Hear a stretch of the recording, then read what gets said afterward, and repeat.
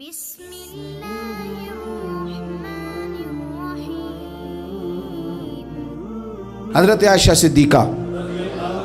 رضی اللہ تعالیٰ عنہ فرماتی ہیں ایک عورت تھی اور اسے نبی پاک صلی اللہ تعالیٰ علیہ وسلم نے وہ کلمہ پڑھ کے مسلمان ہوئی، مدینہ طیبہ آ گئی تو حضور نے مسجد نبوی شریف میں اس کے لیے مکان، ایک سادہ سا کمرہ ساتھ مسجد کے بنوا دیا، وہیں رہنے لگی۔ اکثر وہ سیدہ طیبہ کے پاس آتی تو حضرت عائشہ صدیقہ رضی اللہ تعالیٰ عنہ فرماتی ہیں وہ بڑی باتیں سناتی اور آخر میں کہتی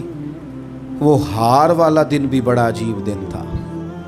اور میرے رب کی قدرتوں کا دن تھا، وہ بھی بڑا عجیب دن تھا۔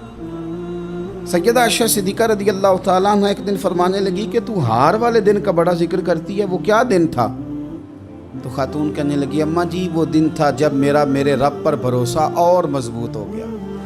جس دن میرا اپنے رب پر توکل اور بڑھا، میرے ایمان میں یقین میں اور پختگی آئی۔ کہنے لگی میں ایک گھر کی کنیز تھی، نوکرانی تھی، اس گھر میں ایک بچی تھی جس کے پاس سونے چاندی ہیرے جواہرات کا ہار تھا۔ اس زمانے میں چمڑے کے اوپر لوگ ہیرے جواہرات لگاتے تھے، کئی دفعہ سرخ رنگ کے چمڑے پہ لگائے جاتے تھے، وہ بچی پہنتی تھی تو کہتی ہوں بچی کے اس نے اتار کے رکھا یا اس سے گرا وہ ہار تو چیل اسے اٹھا کے لے گئی گوشت سمجھ کے اور میرے سامنے اٹھا کے لے گئی۔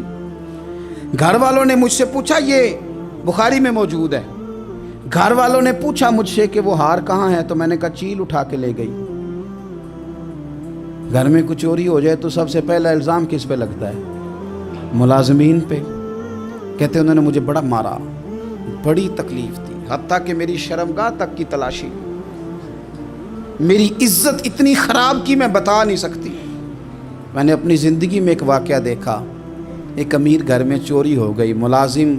کو اتنا مارا کہ وہ چارپائی پہ پڑ گیا،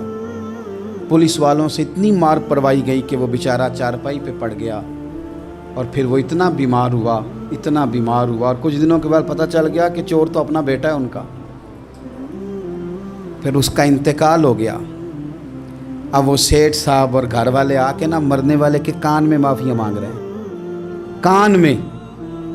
تو میں نے ان سے پھر کہا تھا کہ یہ تو اب چلا گیا ہے، تمہارا زور چلتا تھا نا تو تم نے قانون خریدا اور تم نے اسے جتنا ہو سکا تم نے اسے مار پڑوائی، تمہارے پاس جو عدالتیں تھیں تم نے وہاں کارروائی کی، اب ایک عدالت قیامت کے دن لگے گی۔ یہ کمزور تھا نا، کچھ کر نہیں سکا۔